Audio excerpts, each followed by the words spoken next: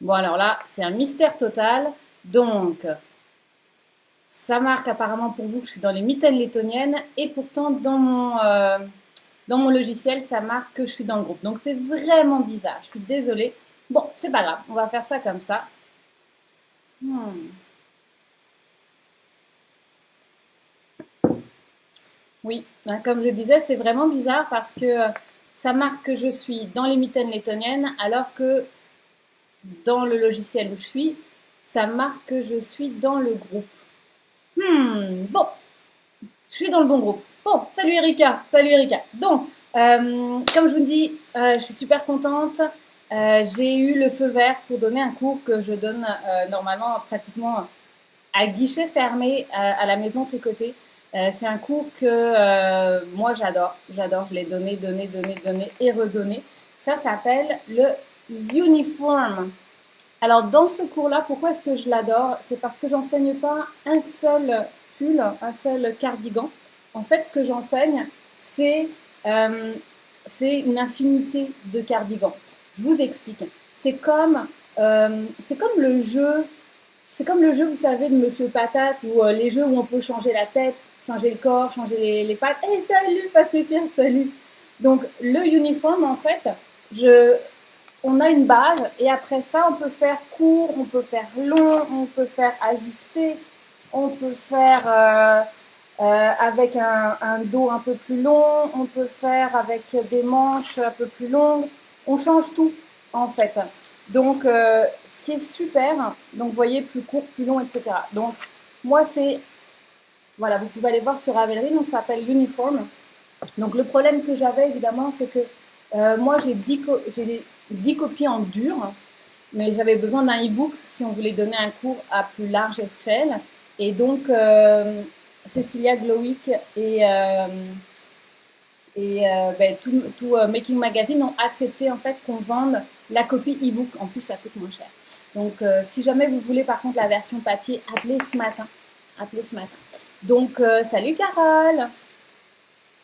Oui, ben de toute façon, je vais vraiment en parler lundi parce que ce cours-là, je ne peux pas le donner gratuit, mais bon, ça reste vraiment abordable. Il va être, je pense, c'est 39 et 50 parce qu'il dure pas mal de semaines et puis ben, il y a énormément de travail aussi en background puisque j'ai des fichiers qui vont avec et tout.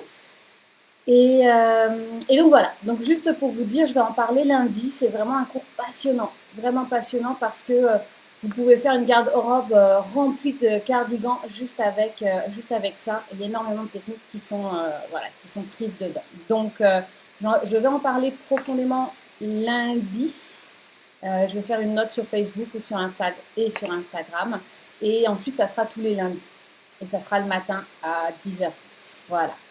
Donc, salut Patricia, salut Carole, ça me fait super plaisir de vous voir. Donc, aujourd'hui, il est 10h10, on est déjà 21 personnes en ligne, salut tout le monde, n'hésitez pas à me faire un petit coucou. Donc, qu'est-ce qu'on va voir aujourd'hui? Aujourd'hui, donc, vous avez terminé les manches.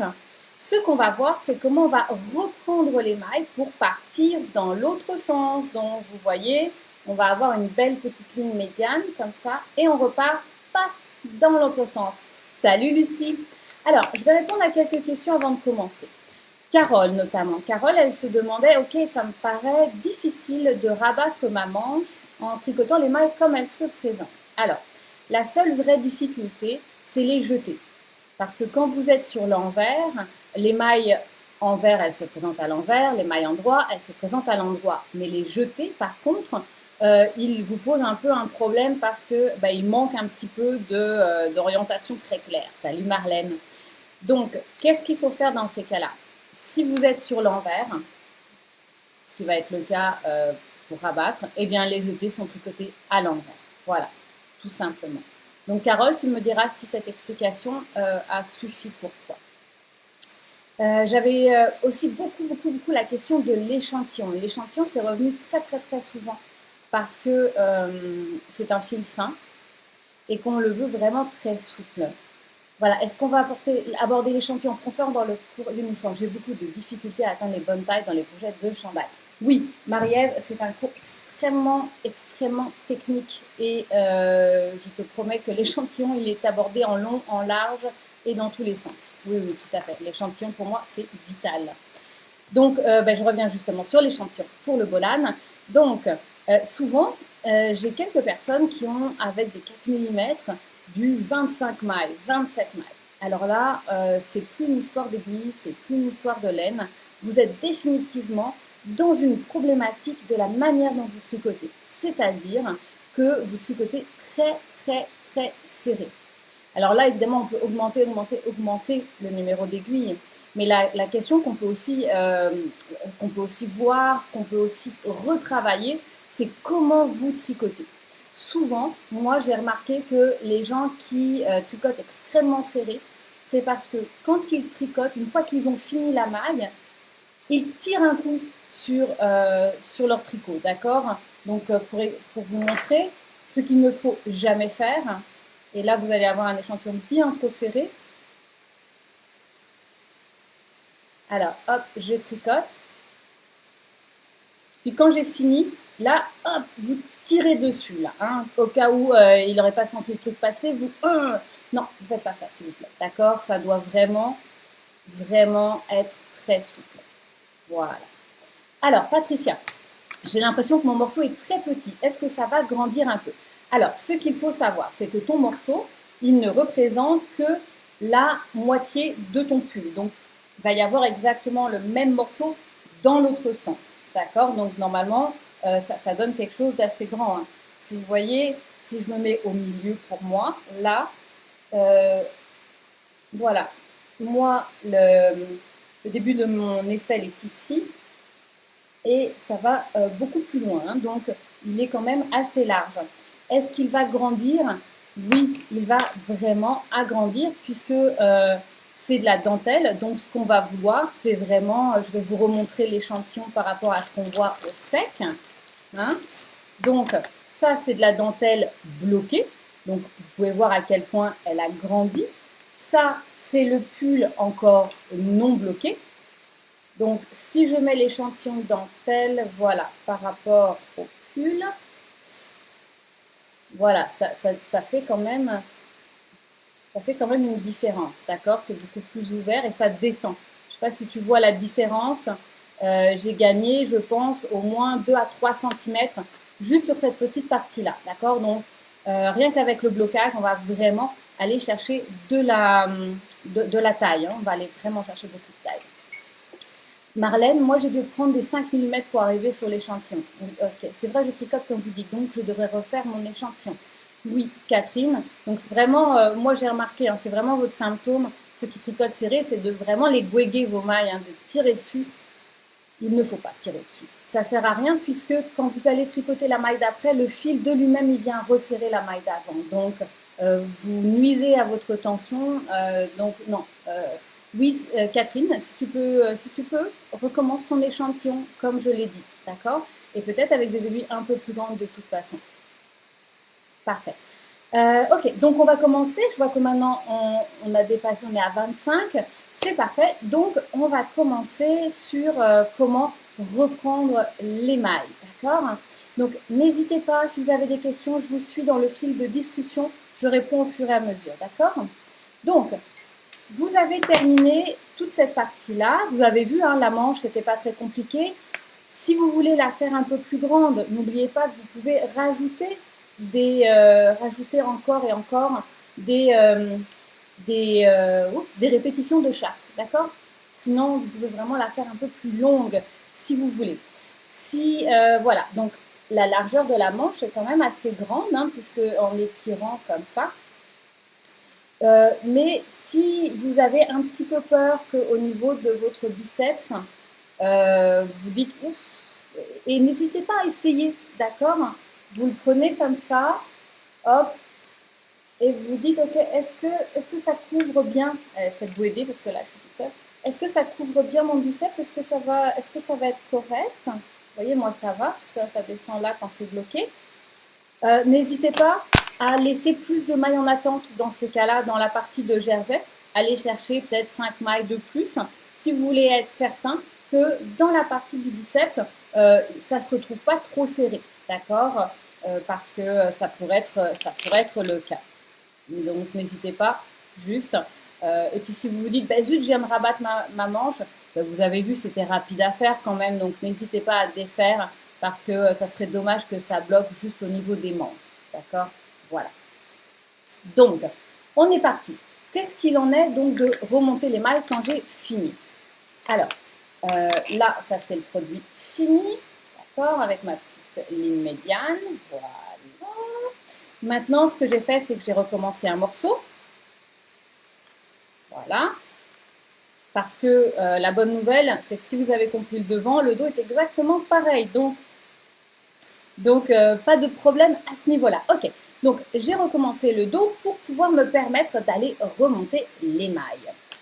Alors, qu'est-ce qu'ils disent? Ils disent que ça va se faire sur l'envers du travail. Donc, l'envers du travail, qu'on soit tous d'accord les uns les autres. Je vais swapper les caméras pour qu'on voit bien. Voilà. Ok, l'envers du travail, c'est quoi? Ben, l'envers du travail, évidemment, hein, c'est là où j'ai mes petites vagues. Hop, je vais montrer. Voilà, ça c'est encore mieux. Bientôt, on va avoir une super caméra en latin. Voilà, donc l'envers du travail, c'est là où j'ai mes petites vagues. Hein. C'est pas là où j'ai du jersey, endroit, c'est là où je suis sur l'envers. Ensuite, ils nous disent du bas vers le haut. Bon, ben, écoutez, c'est quand même assez simple. Du bas, c'est là où il n'y a pas la dentelle. Vers le haut, donc ça veut dire vers là où il y a le motif en dentelle. Donc, je vais travailler dans le sens de la verticale en commençant par le bas de mon pull vers la dentelle. Ok? Donc maintenant, comment est-ce que je vais prendre et tricoter les mailles? Alors c'est important, ils nous disent qu'il faut ramasser une maille pour une maille. Donc vous avez 89 mailles à remonter au total. Donc c'est les mailles que vous avez montées à la base. Hein. Donc on nous dit bien, non, non, non, vous allez, 89 mailles, excusez-moi, c'est pour ma taille, d'accord.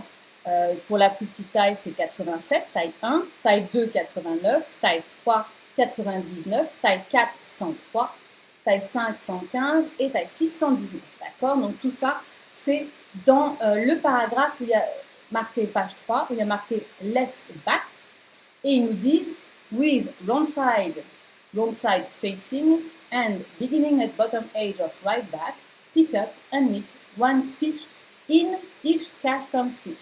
C-O-S-T, c'est custom stitch. Donc on doit vraiment relever et tricoter une maille dans chaque maille qui a été montée pour commencer le pull. D'accord? Et après, vous avez le nombre de mailles correspondant au taille. Ok, donc on y va, c'est parti. Très important. Donc, je suis sur l'envers, je commence par le bas du pull pour aller vers la dentelle, d'accord?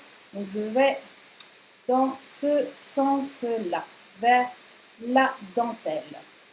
Ensuite, je suis ici. C'est très important, moi je roule un petit peu le bord parce que ce qu'on va faire, c'est que je vais vraiment même le rapprocher, je vais que vous voyez bien, voilà. Ce qu'on va faire, c'est qu'on va vraiment prendre la maille au complet. Donc, je ne sais pas si on voit bien. Oh oui, là, okay. Vous voyez là, j'ai pris la maille au complet. Je ne prends pas une demi-maille, comme on peut faire dans certains cas. Je prends toute la maille au complet. Voilà. Je fais attention. Voilà. C'est vraiment la maille de bordure, c'est les mailles montées. Et je vais la tricoter. Vous voyez, je m'aide avec mes mains. Voilà. Donc, je suis comme ça. Je vais prendre toute la maille, toute la boucle, et je vais la tricoter. Je la tricote à l'endroit. Je suis sur l'envers, mais je la tricote à l'endroit. C'est ce qui va nous donner en fait la petite ligne médiane. Hein. Donc vous voyez, je suis là. J'ai pris toute la maille dans les mailles montées et je la tricote à l'endroit. Hop. Vous voyez, je tourne un petit peu pour être sûr que je prends la bonne maille et je prends la maille. Donc on les voit, hein, chaque maille montée, on les voit quand même bien. Voilà, et on les tricote. Est-ce que ça vous paraît clair? Hop, Alors, si vous trouvez que travailler avec une main et une aiguille, c'est un peu compliqué pour vous, c'est pas grave, vous prenez l'autre aiguille, puis vous piquez dans la maille. Moi ça m'agace. Vous piquez, ouais, vous voyez, moi je trouve ça plus handicapant qu'autre chose. Donc, voilà. C'est clair? Ok, Daniel, ok, super. Donc, hop, voilà. Donc, si vous voulez, comme je vous disais, vous pouvez prendre une aiguille pour faire ça. Moi ça me gêne plus qu'autre chose. Donc, d'accord? Donc, vraiment, moi, j'y vais directement. Je pique dedans, je fais ça et je m'aide avec avec ma main simplement pour pouvoir tricoter. Voilà. Moi, c'est la première maille qui m'embête. Oh, la première maille, celle que tu viens prendre, donc Audrey, la première maille, celle que tu viens prendre dans la bordure, c'est pas très grave. Hein. Franchement, tu peux. Toi aussi, la première maille. Ok, alors attendez, je vais défaire. Donc, vous, c'est la première maille. C'est hop, c'est vraiment ici avec laquelle je commence. Ben, si je suis à l'horizontale comme ça, je vais bien la voir quand même le coin qui va tourner. J'attrape, puis je suis partie. Donc, je vais joindre évidemment un nouveau fil. Je me laisse toujours un 10-15 cm. Puis vraiment, hop, je fais ça et je suis partie. Hop, voilà. Que fait-on rendu à la dentelle, Michel? On fait la même chose, c'est des mailles montées. Hop, voilà. Alors, Michel, très bonne question. Qu'est-ce qu'on fait quand on arrive à la dentelle? Alors, hop, je vais swapper les caméras. Voilà. Donc oui, moi, très bonne question, Michel. Qu'est-ce qu'on fait à rendu à la dentelle? C'est comme si vous aviez l'impression que quand vous arrivez à la dentelle, tout d'un coup, c'est un motif en dentelle. Mais nous sommes en fait sur le premier rang de mailles qui ont été montées. D'accord? Donc il n'y a pas de dentelle encore. Hein? Si vous regardez bien, il n'y a pas de dentelle. Excusez-moi, hein, voilà, ok. Il n'y a pas de dentelle, c'est vraiment des mailles montées. Donc, vous faites la même chose. Hein. Vous avez, en fait, à la base, vous avez monté X nombre de mailles. Donc, vous avez X boucles que vous avez montées. Ce qu'on veut, c'est simplement que vous remontiez dans les boucles. Vous preniez une pour une. Voilà. Alors, je vais vous dire, moi, qu'est-ce qui s'est passé pour le mien. Voilà, je vous remontre ce que ça doit donner dans le bon sens. Très bien. Voilà. Donc, ça doit vous donner ça. Ok. Puis, si vous avez bien fait, ce qui va se passer, c'est que le motif va être en symétrie, évidemment, par rapport à la ligne, et le motif va suivre. Alors, moi, quand j'ai remonté les mailles et que je les ai recomptées, puisque bien sûr je les ai recomptées, au lieu d'en avoir 89, j'en avais 88. Alors, je ne me suis pas entêtée. La seule chose que j'ai fait, c'est que dans la dentelle, dans la dernière diminution, dans la dentelle, dans la dernière diminution, vous voyez là où il faut faire un jeté de mailles ensemble, par exemple, ben, j'ai fait un jeté et j'ai pas fait de mailles ensemble. Donc, je n'ai pas diminué. C'est pas grave, ça ne va pas se voir. Par contre, moi, j'ai gagné une maille puisque je n'ai pas diminué. J'ai fait un jeté, donc j'ai fait une augmentation, mais je n'ai pas diminué après. Donc, j'ai sauvegardé une maille. Donc ça, c'est un petit moyen de tricher qui ne se verra absolument pas si vous vous retrouvez avec une maille ou peut-être deux mailles de moins. Donc, dans ces cas-là, ne vous inquiétez pas. La seule chose que vous avez à faire dans le petit, ce qu'on appelle en fait du fadotine, hein, la dentelle de base qui est à droite et à gauche, eh bien, vous ne faites pas les diminutions. Vous tricotez une maille. Donc, ça ferait par exemple, je tricote une maille, je fais un jeté et je tricote une maille au lieu de faire une diminution. C'est un petit peu mon petit truc à moi si vous avez une maille ou deux mailles de moins. Attention, si vous en avez 5 de moins, là, c'est que vous avez mal repris vos mailles. Là, il va falloir recommencer. Okay, c'est très important. Il faudra que vous les identifiez parfaitement, vos mailles. Okay. Donc, une fois que... Est-ce que c'était clair, excusez-moi, pour Audrey et Patricia au niveau de la première maille? Je vais attendre votre réponse, d'accord? Une fois que Une fois que j'ai remonté mes mailles, qu'est-ce qui se passe? Eh bien, c'est chouette, en fait, il ne va pas se passer de choses que vous n'ayez pas fait, d'accord? Donc, vous avez remonté vos mailles et vous avez remonté vos mailles sur l'envers. Hop. Donc, vous allez commencer votre premier rang. Je vais swapper les caméras. Voilà. Donc, vous avez remonté toutes vos mailles sur l'envers. Donc, votre premier rang, il va se retrouver sur l'endroit et vous êtes parti, en fait, comme d'habitude, c'est-à-dire je tricote une maille, je fais le rang 1 de ma charte, je fais 2 mailles à l'envers, je place mon petit anneau repère et c'est reparti. Donc, je vais faire exactement le même panneau que j'ai fait de ce côté-là et je vais dans l'autre sens, d'accord? Et ça, je vais vraiment mimiquer, c'est-à-dire que ce que j'ai fait là, je vais faire les 8 fois la charte, dans mon cas, parce que je suis la taille 2. Puis ensuite, je vais séparer les manches exactement comme on a fait. Donc, il va rien avoir de spécifique. Vous faites exactement le même travail dans l'autre sens, d'accord? Daniel, sur toutes les répétitions que tu fais ça. Alors là, je ne comprends pas ta question, Daniel. Est-ce que tu peux me la reformuler? Parce que je n'ai pas compris ta question, Daniel, ok? Sur toutes les répétitions que je fais quoi? Parce que, est-ce que c'est par rapport à remonter les mailles? C'est dans chaque maille montée, mais il n'y a pas d'histoire de répétition. Donc, j'attends ta question, Daniel, pour pouvoir y répondre. Donc, comme je vous ai dit, on a remonté nos mailles et on est parti sur le rang 1 de notre charte et on va faire le même travail. Est-ce que l'on doit faire la dentelle à l'envers du travail? Surtout pas. Notre dentelle, elle ne doit pas être faite sur l'envers du travail, hein. Donc, on a remonté nos mailles avec un rang à l'endroit. Il n'y a pas de dentelle ni quoi que ce soit. On a juste tricoté les mailles à l'endroit pour les remonter. Maintenant, je suis sur le rang 1. Je suis sur l'endroit de mon travail et c'est là que je commence ma dentelle. D'accord? Donc, quand je commence le premier rang, après avoir remonté toutes mes mailles, qu'est-ce que je fais? Je tricote une maille. Je tricote les 25 mailles de ma charte en dentelle. Je fais mes 2 mailles à l'envers. J'ai mon petit anneau repère qui a été placé et je tricote tout à l'endroit. Et ensuite, ben, sur l'envers, comme d'habitude, je tricote tout à l'envers jusqu'à l'anneau repère. Je fais 2 mailles en droit, ma charte en dentelle et je tricote par une maille à l'endroit. Hein, surtout pas, tu ne veux pas inverser ta dentelle. Hein, on est exactement sur la même chose. Hein. Il faut imaginer un petit peu que c'est comme si en fait tu avais fait cette bande-là, mais que tu en avais fait beaucoup plus. Donc ça va être exactement la même chose, sauf qu'on est reparti dans l'autre sens. Ok? Voilà.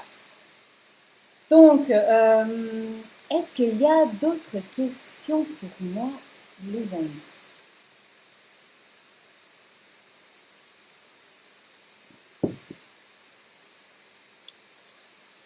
En attendant, au cas où il y aurait d'autres questions. Donc, moi, ce que je vous propose, c'est que on va se voir. Je vais vous laisser quand même les 8 répétitions, ou 7 ou 10, selon vos tailles. Donc, je vais vous laisser une semaine, ce qui va nous permettre de nous revoir dimanche prochain. Je vais revoir, juste au cas où, je vais revoir la façon de séparer le corps des manches. S'il y en a pour qui c'est super facile, vous pouvez quand même venir me rejoindre dans le live, ne serait-ce que pour poser d'autres questions si jamais vous en avez. Et puis, et puis, on va parler aussi dimanche prochain de comment on fait la deuxième partie, le deuxième panneau qui, vous allez voir, est très, très similaire. Donc, on se verra dimanche prochain. Ceux qui sont intéressés par rapport au cours uniforme, et je vous le dis, hop, attendez, on va swapper les caméras dans ma belle face du matin. Voilà. Voilà. Donc, ceux qui sont intéressés par le cours uniforme, et puis je rigole pas là, c'est vraiment, vraiment, vraiment un de mes meilleurs cours ever. Ça, si vous voulez vraiment apprendre à faire des super cardigans, mais apprendre pas à en faire un, mais apprendre à faire ce base-là, c'est pour ça qu'il s'appelle l'uniforme, mais de le faire plus court, plus long, plus ajusté, avec 3 types de manches, 3 types de boutonnières, 3 types de cols, etc. venez me rejoindre, je vais en parler lundi. Lundi à 10h10, je vais en parler, je vais tout expliquer parce qu'il y a beaucoup de choses à dire sur ce cours-là. Euh, J'avoue que je ne connais pas le prix du livre, les amis. Simplement appelez en boutique. Je pense que Ophélie est là, Ophélie. Donc, n'hésitez pas à l'appeler. Sinon, Benoît va mettre ça bientôt. Puis, nous, on va, dans la semaine, on va aussi avoir accès au e-book. Parce que le livre, je pense qu'il doit être à peu près 39. Mais le e-book, il est 12. Moi, je vous le dis tout de suite, le livre est plus intéressant, mais je n'en ai que 10. Pourquoi il est plus intéressant? C'est parce que non seulement vous avez la version pour faire le cardigan en worsted, celle que je vais expliquer, et c'est celle qu'il y a dans le e-book, mais vous avez aussi la version pour faire le cardigan en fingering, donc en beaucoup plus fin, ce que le e-book n'aura pas. Et moi, je suis absolument pas couturière, mais si vous êtes couturière, ça a été un partenariat avec Grainline Studio et Madère. Donc, il y a aussi pour faire, attendez, je vais vous montrer, pour faire une tunique. Alors là, écoutez, moi, je suis perdue. Là, il faut que j'appelle maman si je veux me faire coudre quelque chose. Mais vous avez aussi les patrons pour faire, oups, voilà, pour faire une tunique, manche courte, manche longue. Et donc, à la fin, voilà, vous avez le petit, le bidule que les couturières utilisent, je suis désolée les couturières, pour pouvoir coudre les morceaux. Donc, le livre est beaucoup plus complet. Je n'en ai que 10. Donc, si vous voulez suivre le cours avec le livre et non pas avec le e-book, je vous conseille d'appeler Ophélie au 514-903-9665. Elle est là aujourd'hui entre 10h et 16h. J'ai 10 livres. Après, ça sera le e-book. Ça sera bien, mais il y aura moins de possibilités. Donc voilà, super cours. Je l'explique lundi à 10h10. C'est un cours qui sera payant à 39,50 parce que vous allez voir, c'est un cours qui va englober énormément de techniques. On est pour beaucoup de semaines ensemble. Ça va être très, très, très intéressant. Voilà, j'en ai fini avec ça, mais c'est un de mes cours vraiment les plus stars en fait à la maison de tricoter. Je l'adore. Je vous embrasse très fort, malgré le temps un peu grisou qu'on a aujourd'hui. J'espère que vous allez pouvoir profiter de ce dimanche, que vous allez pouvoir tricoter et c'est toujours un plaisir de vous retrouver. À très bientôt, bye bye.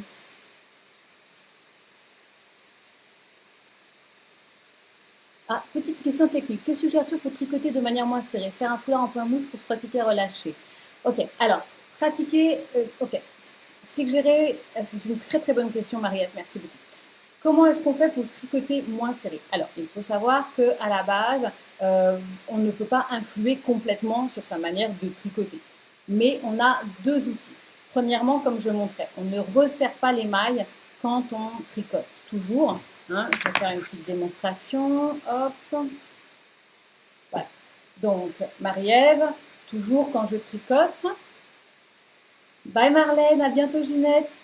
Je tricote comme ça. Ok, hop. Voilà, et je ne serre pas. Ça ne sert à rien parce que regarde, quand je vais tricoter la prochaine maille, naturellement, hop, je ne sais pas si tu as vu, je vais la lousser la maille. Tu vois comme elle est lousse là? Mais regarde, naturellement, quand je vais venir tricoter la maille d'après, ça la resserre, tu as vu? Donc, j'ai absolument pas besoin de lui donner un petit coup. Ensuite, les aiguilles. Alors, c'est important. Si tu veux avoir du loose, eh bien, c'est les aiguilles en métal qui glissent plus, qui vont te permettre d'avoir plus de loose. Un petit swap. Voilà, c'est les aiguilles en métal qui vont te permettre d'avoir un petit peu plus de loose. C'est vrai que les aiguilles en bois ont tendance à influer sur ta manière de tricoter. Donc, tu peux essayer les aiguilles en métal, mais attention, c'est vrai que ça glisse plus. Mais ça va aider à atténuer ta tension. Ensuite, les matières. Le coton, si tu travailles sur du 100% coton, c'est vrai que le coton, c'est quelque chose qui est assez raide. Donc, il va avoir tendance à être un petit peu plus serré. Donc, l'acrylique, n'en parlons pas. N'en parlons pas du tout. Mais la laine va avoir sans doute un petit peu plus de souplesse. Donc, si tu tricotes serré, toi, tu sais, à la base, donc, quand tu fais ton échantillon par rapport à ce qui est préparé, présenté, tu vas augmenter d'une demi-taille à une taille. Mais écoute, si tu as la bonne laine et que tu as des aiguilles une demi-taille ou une taille de plus et que tu n'arrives toujours pas à l'échantillon parce que c'est trop serré, c'est définitivement ta manière de tricoter qui doit être incriminée dans ces cas. D'accord? Donc, vraiment, fais attention que tes aiguilles soient, enfin, ton mouvement est très important. Hein. Quand je commence avec les débutants, je suis extrêmement...